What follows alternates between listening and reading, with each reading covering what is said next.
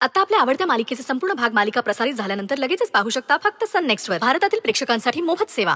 Sir please तुम्ही मला ऑफिसमध्ये जे काही सांगितलंय ना ते प्लीज सगळ्यांना परत एकदा सांगा ना. सर सगळ्यांना प्लीज सांगा की सर्टिफिकेट वगैरे सगळं खोटं आहे म्हणून.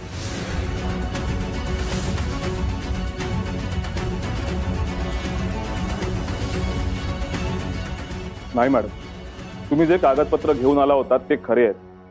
तुमचं आणि विक्रमचं लग्न झालंय.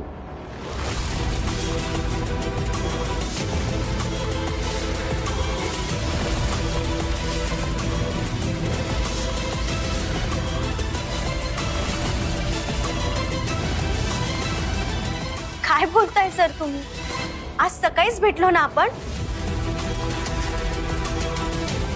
सर तुम्ही स्वतःच्या तोंडाने सांगितलं ना की ते मॅरेज सर्टिफिकेट खोटं आहे म्हणून, आणि आता तुम्हीच नाही म्हणताय.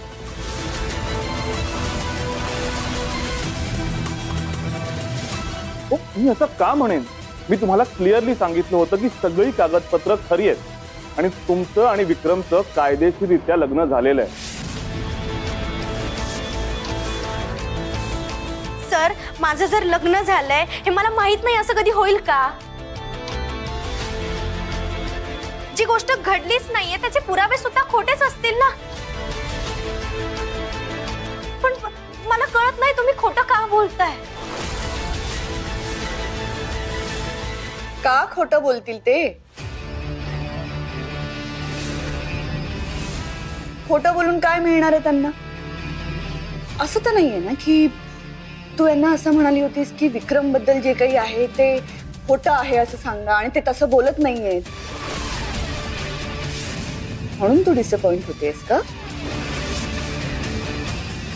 नाही मॅडम, उलट त्यांनी खरं सांगावं म्हणून त्यांना घरी बोलवलंय ना मी. मग खरंच तर बोलतायत ना ते. लग्न म्हणजे चेष्टा वाटली का तुला?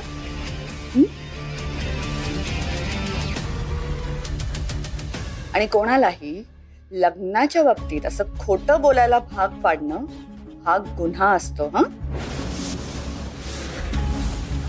आणि तू त्यांना खोटं बोलायला भाग पाडत असशील तर पोलीस तुला नक्कीच घेऊन जातील आणि यावेळी तुला प्रोटेक्ट करायला कोणीही येणार नाही. पण मॅडम मी खोटं नाही बोलत आहे. त्यांनी स्वतःहून सांगितलंय की ते सर्टिफिकेट खोटं आहे म्हणून, आणि आता तेच का नाकारतायत ना मला कळत